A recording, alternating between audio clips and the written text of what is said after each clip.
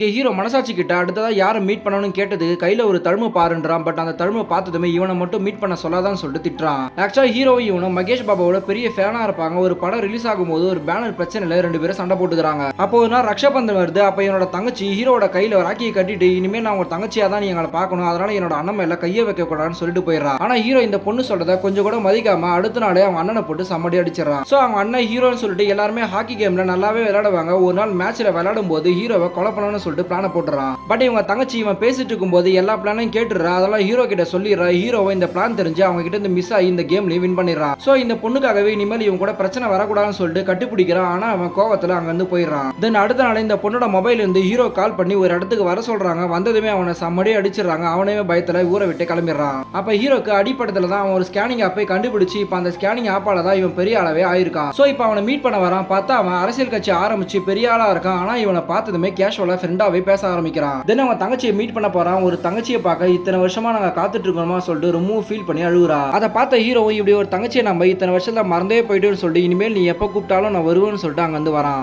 And வீட்டுல போய் பார்த்தா அந்த பிரெக்னன்சி கிட்ட டபுள் கோடு போட்டுருக்கு. அப்பதான் ஒய்ஃப் பிரெக்னண்டா இருக்க விஷயமே தெரிஞ்சிருக்கு. ஆனா நம்ம கிட்ட இத்தனை நாளா சொல்லாம இருந்தானா அவளை எவ்வளவு கஷ்டமா இருந்திருப்பான்னு சொல்லிட்டு ரொம்ப ஃபீல் பண்றான். இப்ப எல்லாத்தையும் மறந்து பழையபடி மாறி அவங்க ஒய்ஃப் கிட்ட பேச ஆரம்பிக்கிறா. அப்பதான் அவங்க ஒய்ஃப் நான் பிரெக்னண்டா இருக்கேன்னு சொல்லிட்டு உண்மையை சொல்றா. ஆனா இவன் புதுசா கேட்கற மாதிரி ரொம்ப சந்தோஷப்பட்டு பாக்குறா. அதை பார்த்ததுமே ஒய்ஃபும் ரொம்ப சந்தோஷப்படுறாங்க. இப்பதான் அந்த மனசாட்சி கிட்ட ரொம்ப தேங்க்ஸ் சொல்றா. இப்ப மனசாட்சி இவனுக்குள்ளேயே போயிடுது.